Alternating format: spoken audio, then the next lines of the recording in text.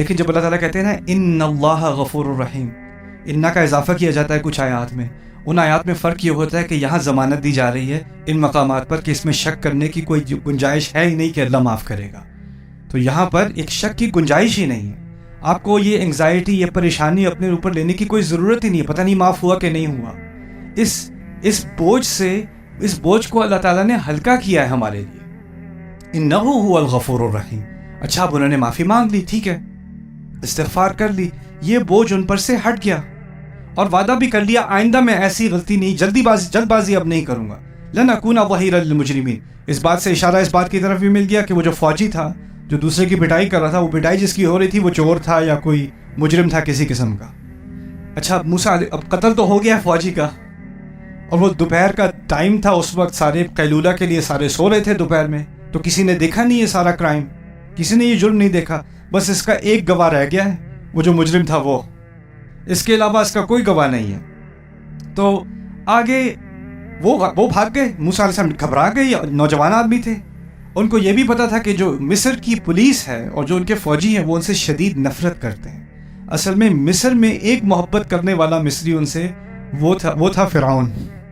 اس کے دل میں اللہ تعالیٰ نے محبت ڈال دی تھی موسیٰ علیہ السلام کے لیے. وہ اللہ تعالیٰ نے اس کے بارے میں کہا ہے وَأَلْقَيْتُ عَلَيْكَ مَحَبَّةً مِّنِّي. میں نے تیرے اوپر ایک خاص محبت ڈالی ہے جو مجھ میں سے آتی ہے.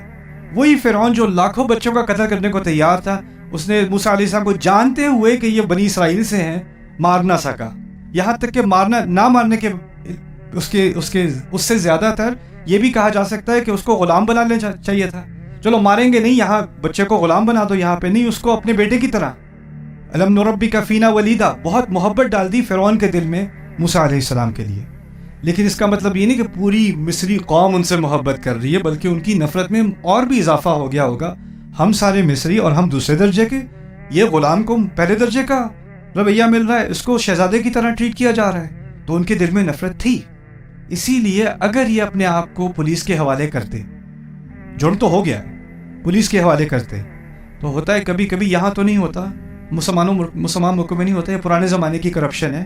ہوتا یہ ہے کہ پولیس کے پاس جاؤ اور پولیس والے کچہری پہنچنے سے پہلے ہی مار دیں گے اور کہیں گے ایکسیڈنٹ ہو گیا تھا، یا یہ گاڑی سے گر گیا تھا، یا یہ گولی جا رہی تھی اس کے رستے میں ہی کھڑا ہو گیا. تو ان کو پتا تھا پولیس والے کیا کریں گے، مار دیں گے، اور ان کا گمان یہ صحیح تھا، اس لیے وہ چھپ گئے. اس بات کی گارنٹی، اس بات کی دلیل بعد میں بھی آنے والی ہے. ان کا ایک دوست تھا مصری جو فوج میں تھا اور ان کے جنرلوں میں سے تھا، لیکن وہ خفیہ طور پر مسلمان ہو چکا تھا. اور جب ان کی آپس میں پرائیویٹ میٹنگ ہوتی تھی پولیس والوں کی، تو اس میٹنگ میں ان کا وہ دوست بھی تھا. بعد میں جا کے وہ بھاگ کے آ کے ان کو بتائے گا ان الملأ یأتمرون بک لیقتلوک. کسی صورت میں دیکھو، وہ جو سارے پولیس چیف ہیں نا، انہوں نے اپنی الگ سے میٹنگ کر لی ہے، انہوں نے فیصلہ کر لیا ہے کہ وہ تجھے قتل کر دیں گے، قتل کریں گے. فرعون کو غصہ آئے گا، کہیں گے نہیں جی وہ تو بلڈنگ سے گر گئے تھے، وہ پھسل کے گر گئے تھے، ایکسیڈنٹ تھا. اگر وہ فرعون کے پاس کورٹ میں لے کے گئے تو فرعون نے تو معاف کر دینا ہے، اس کو تو محبت ہے، وہاں تک نوبت نہیں آنے دینی ان لوگوں نے، انہوں نے آپ کو مار دینا ہے. لیکن اس سے پہلے اب یہ چھپے ہوئے پھر رہے ہیں، ابھی دوست آیا بھی نہیں ہے، چھپے ہوئے شہر میں پھر رہے ہیں. فَأَصْبَحَ فِي الْمَدِينَةِ خَائِفًا يَتَرَقَّبُ. دن کے وقت وہ خوف سے ایک ایک قدم دیکھ کر کوئی مجھے دیکھ نہ لے، کوئی پہچان نہ لے، وہ اب شہر میں گزر رہے ہیں. اچھا فَإِذَا الَّذِي اسْتَنصَرَهُ بِالْأَمْسِ. تو ایک اچانک جس نے مدد مانگی تھی پچھلے دن، جس مجرم نے مدد مانگی تھی پچھلے دن، وہی سامنے کھڑا ہے. یستصرخو، چیخ پکار کر دوبارہ مدد مانگ رہا ہے.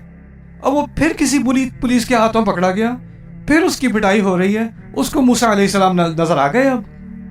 اور اب یہ فرق ہے، پچھلی دفعہ تھا کہ یہ حین غفلت من اہلیہا، وہ قیلولہ کا ٹائم تھا، شہر خالی تھا.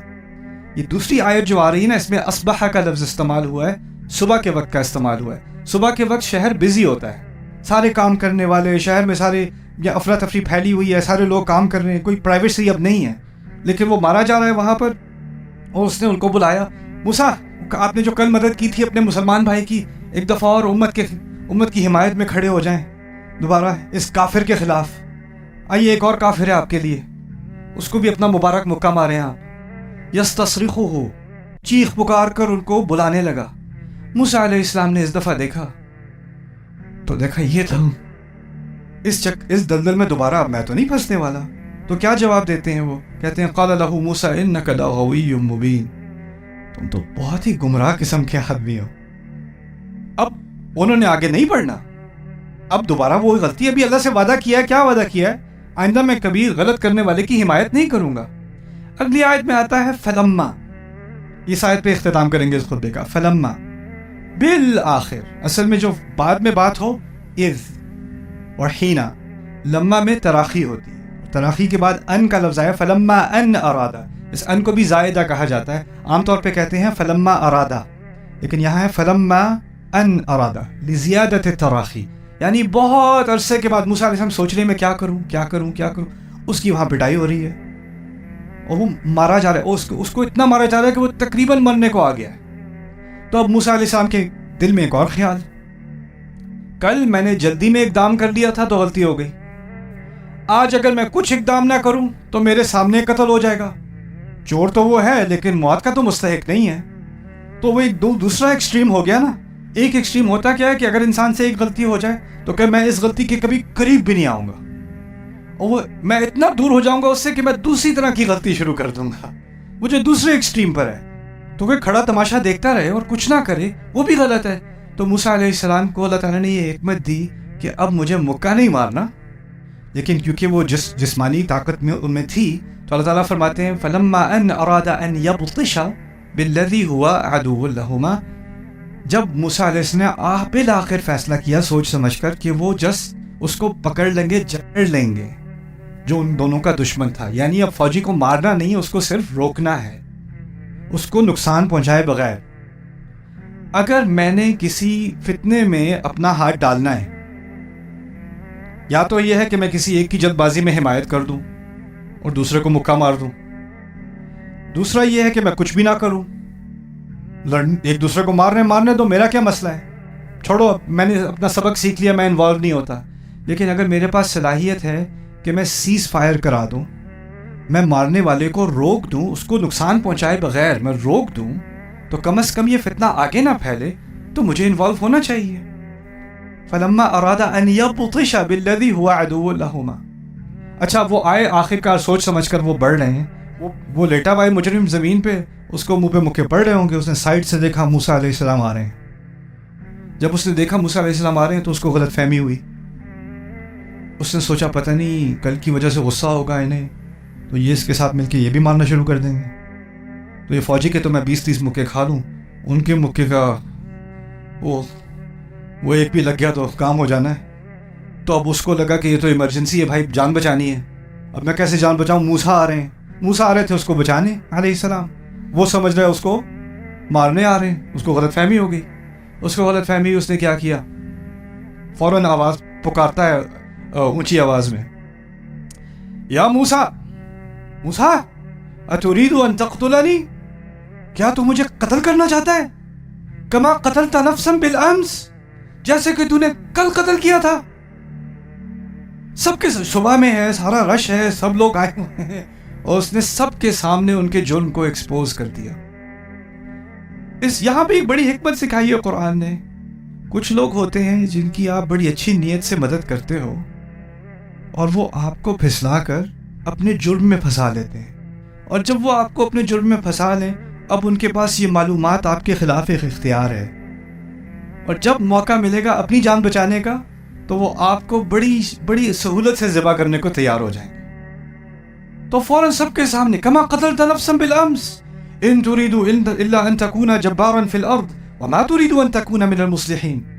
آپ تو بس یہاں اپنی زبردستی کرانے آئے ہیں، ہاں، آپ کو اصلاح کرنے نہیں آئے. یہاں پہ سارا فوکس اب جو پولیس والا تھا جو چور کو پکڑ کے اس کو مار رہا ہے، اس کو بھی پتا ہے کہ اس کا فیلو پولیس آفیسر کل مارا گیا تھا اور اب اس کا قاتل مل گیا. تو یہ کیس تو چھوٹا ہے نا اس کے مقابلے میں. تو سارا زور اب آئے گا کس کی طرف؟ موسیٰ علیہ السلام کی طرف. اور اسی بات کا علم تھا اس مجرم کو. یہاں جو بات اللہ تعالیٰ نے ہمیں سمجھائی، اس میں بہت ساری حکمتیں ہیں، لیکن اس میں کم از کم ایک حکمت یہ ہے کہ ہمیں بھولا نہیں ہونا. کوئی رو رہا ہے، کوئی مدد مانگ رہا ہے، کوئی ٹھیک ہے ہو سکتا ہے واقعی اس کو مدد کی ضرورت ہو، لیکن جس طرح آپ پوری معلومات دیے بغیر کوئی اقدام نہیں کر سکتے، اسی طرح پوری معلومات سمجھے بغیر اور ساری سچویشن کو سمجھے بغیر آپ کسی کے باتوں میں نہیں آ سکتے، آپ باتوں میں نہیں آ سکتے، آپ کو بہت نقصان ہو جائے گا اس کا۔ تو قرآن نے ہمیں اچھائی کا تو حکم دیا ہے، اور قرآن نے ہمیں اور ہمارے دین نے ہمیں دوسرے کے بارے میں حسن ظن کرنے کا حکم تو دیا ہے، لیکن تجربے سے سیکھنے کا بھی حکم دیا ہے۔ جس کا تجربہ ہو چکا ہو اس کو بھولا نہیں ہونا۔ پھر نہیں آپ کو نیت پہ شک نہیں کرنا چاہیے، نیت پہ شک نہیں کر رہا، میں اپنے عقل پر اعتماد کر رہا ہوں، اور اپنے تجربے پر اللہ تعالیٰ نے جو تجربہ سکھا دیا ہے اس پر اعتماد کر رہا ہوں۔ تو اللہ تعالیٰ میں اس قرآن میں جو قصے ہیں، اس میں جو حکمتیں ہیں، ان کو اپنی زندگی میں لانے کی توفیق دے، اور ہمیں خاص کر جو میں پہلی بات کر رہا تھا درمیان میں جو بات کی اس خطبے میں میں نے آپ سے، کیونکہ یہاں پاکستان میں بہت نوٹ کی ہے، لوگ بہت کہتے ہیں کہ میں نے استغفار کیا لیکن پتہ نہیں اللہ مانگے گا، معاف کرے گا کہ نہیں، کیسے پتہ چلے کہ اللہ نے معاف کر دیا؟ اس کی کوئی علامت ہے کہ اللہ تعالیٰ نے، اس کی کوئی خفیہ علامت نہیں ہے، کوئی خواب میں نہیں آئے گا آپ کو، کوئی طوطا نظر نہیں آنے والا آپ کو، نہ کوئی بارش ہوگی ایک دن تو پتہ چل جائے گا کہ آپ معاف ہو گئے، یا جس صبح آپ کو اٹھیں گے اور پھر آپ کو خاص قسم کے بادل نظر آئیں گے، اس کی کوئی علامت نہیں آنے والی آپ کے لیے، ایسا کچھ نہیں ہونے والا۔ لیکن اللہ تعالیٰ نے قرآن میں یہ مسئلہ حل کر دیا ہے ہمارے لیے، جس نے اخلاص سے اچھے دل سے اللہ تعالیٰ سے مغفرت مانگی، اس نے اتنا بڑا جرم تو کیا نہیں ہوگا جیسا موسیٰ علیہ السلام سے ہو گیا، تو آپ کے گناہ کی جو بھی اس کا سائز ہے، اس سے کوئی فرق نہیں پڑتا، اس کی جتنی بھی مقدار ہے اس سے فرق نہیں پڑتا، فرق صرف ایک بات سے پڑتا ہے کہ آپ نے واقعی میں توبہ کی ہے کہ نہیں۔ اگر واقعی میں توبہ کی ہے تو تسلی کر لیں کہ اللہ تعالیٰ نے معاف کر دیا، اور اب آگے کی سوچیں کہ آگے اچھا کیا کرنا ہے۔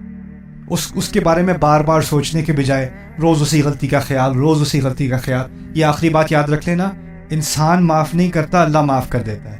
انسان آپ کی غلطی کو آپ کو بار بار یاد دلاتا ہے، مجھے پتہ ہے تم نے کیا کیا تھا، یاد ہے تم نے کیا کیا تھا، یاد ہے تم نے کیا کہا تھا، یاد ہے، وہ روز ذکر کراتا ہے آپ کو، یہاں تک کہ انسان کو یہ احساس ہوتا ہے کہ میں تو انسان ہی نہیں ہوں، میں بس اسی غلطی کا ایک انبار کھڑا ہوا ہوں، میرے وجود میں اس غلطی کے علاوہ کچھ ہے ہی نہیں، کیونکہ اس دوسرے انسان کو میری غلطی کے علاوہ کچھ نظر ہی نہیں آتا۔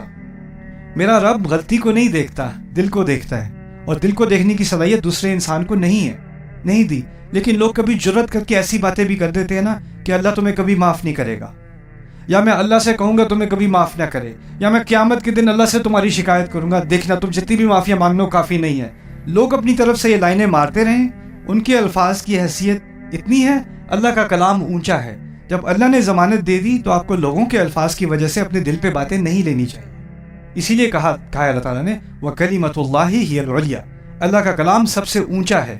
جب اللہ نے کوئی بات کہہ دی تو اس کی ٹکر میں کسی کے کامنٹ یا کسی کا تانا یا کسی کا الزام یا کسی کی طرف سے وہ بڑی ضمانت دے کے کہہ رہے ہیں اللہ آپ سے پوچھے گا، آپ کو کس نے کہا اللہ آپ سے پوچھے گا؟ آپ کو کہاں سے یہ علم ملا؟ یہ تو وَمَا كَانَ اللَّهُ لِيُطْلِعَكُمْ عَلَى الْغَيْبِ، اللہ تمہیں کوئی غیب کی خبر دینے والا نہیں ہے۔ اللہ نے تمہیں اور مجھے کوئی خبر نہیں بتائی کہ کس کا کیا حساب ہونا ہے قیامت کے دن اور کون بولے گا۔ کیسے کہہ سکتے ہو کہ قیامت کے دن میں یہ اللہ سے یہ کہوں گا یا یہ کہوں گی؟ جس دن اللہ تعالیٰ کہہ رہے ہیں لا يتکلمون الا من اذن له الرحمن، جس دن کوئی بولے گا ہی نہیں سوائے کہ اللہ الرحمن اجازت دے دے، ہمیں کسی کو ضرورت ہوتی کہتے نہیں، ویسے تو انسانیت نہیں بولے گی، لیکن پھر میں اللہ تعالیٰ کے سامنے ہاتھ اٹھا کے کہوں گا یا اللہ ایک سیکنڈ، اس کے بارے میں مجھے ایک بات بتانی تھی آپ کو، وہ پہلے سن لیں، پھر قیامت کا یوم قیامت شروع کرتے ہیں۔ یہ کیا نان سینس ہے، کیا مذاق ہے اللہ کے کلام کے ساتھ؟ تو ہمیں اللہ تعالیٰ کے کلام کو سنجیدگی سے لینا چاہیے، اور اس میں جو دھمکی ہے اس کو سیریس لینا چاہیے، اور اس میں جو تسلی ہے اس کو بھی دل تک لے لینا چاہیے۔ بارک اللہ لی ولکم فی القرآن الحکیم ونفعنی وإیاکم بالآیات والذکر الحکیم۔